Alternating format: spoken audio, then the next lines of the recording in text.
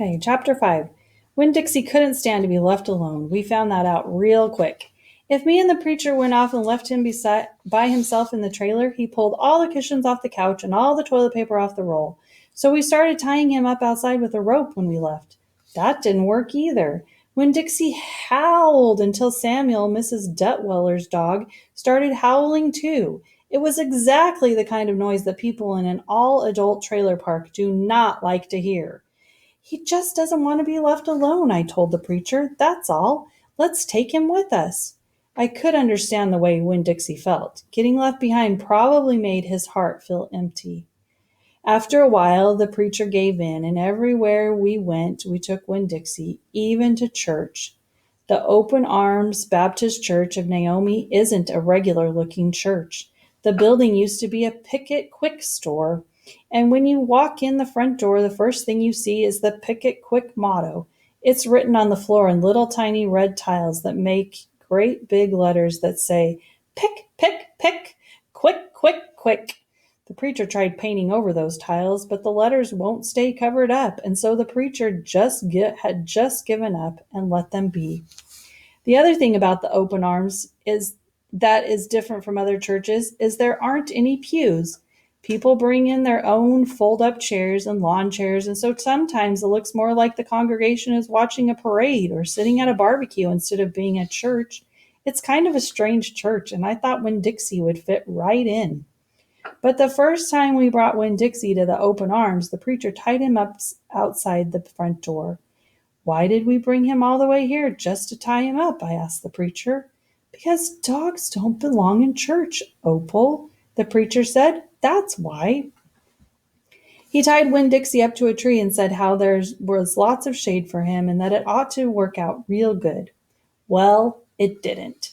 The service started, and there was some singing and some sharing and some praying, and then the preacher started preaching, and he wasn't but 2 or 3 words into his sermon when there was a terrible howl coming from outside. The preacher tried to ignore it. "Today," he said. "Arroo!" said Winn-Dixie. "Please," said the preacher. "Arroo!" said Winn-Dixie back. "Friends," said the preacher. "Arreep!" wailed Winn-Dixie. Everyone turned in their lawn chairs and fold-up chairs and looked at one another. "Opal," said the preacher. "Ow!" said Winn-Dixie. "Yes, sir," I said.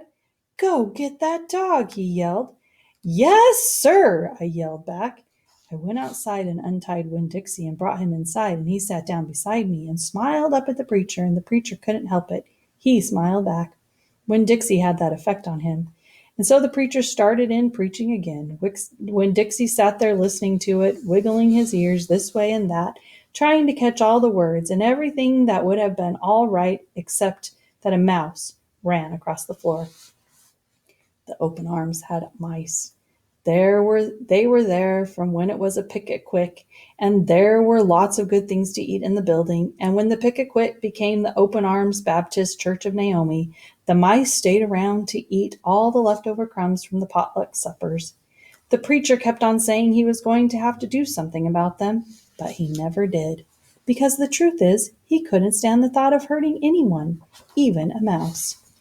Well, Winn-Dixie saw that mouse, and he was up and after him. One minute everything was quiet and serious, and the preacher was going on and on and on, and the next minute Winn-Dixie looked like a furry bullet, shooting across the building, chasing that mouse. He was barking, and his feet were skidding all over the polished Picket Quick floor, and people were clapping and hollering and pointing. They really went wild when Winn-Dixie actually caught the mouse. "I have never in my life seen a dog catch a mouse," said Mrs. Nordley. She was sitting next to me. "He's a special dog," I told her. "I imagine so," she said back. Winn-Dixie stood up there in front of the whole church, wagging his tail and holding the mouse real careful in his mouth, holding on to him tight but not squishing him. "I believe that mutt has got some retriever in him," said somebody behind me. "That's a hunting dog."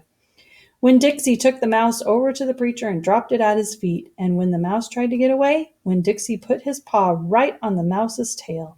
Then he smiled up at the preacher. He showed him all his teeth. The preacher looked down at the mouse. He looked at Winn-Dixie. He looked at me. He rubbed his nose. It got real quiet in the picket quick. "Let us pray," the preacher finally said, "for this mouse." And everybody started laughing and clapping. The preacher picked up the mouse by the tail and walked and threw it out the front door of the picket quick, and everybody applauded again. Then he came back and we all prayed together. I prayed for my mama. I told God how much she would have enjoyed hearing the story of Winn-Dixie catching that mouse. It would have made her laugh. I asked God if maybe I could be the one to tell her that story someday. And then I talked to God about how I was lonely in Naomi because I didn't know that many kids, only the ones from church, and there weren't that many kids at the open arms, just Dunlap and Stephen Dewberry, two brothers who weren't twins but looked like they were, and Amanda Wilkinson, whose face was always pinched up like she was smelling something real bad, and Sweetie Pie Thomas, who was only 5 years old and still mostly a baby. And none of them wanted to be my friend anyway, because they probably thought I'd tell on them to the preacher for every little thing they did wrong. And then they would get in trouble with God and their parents.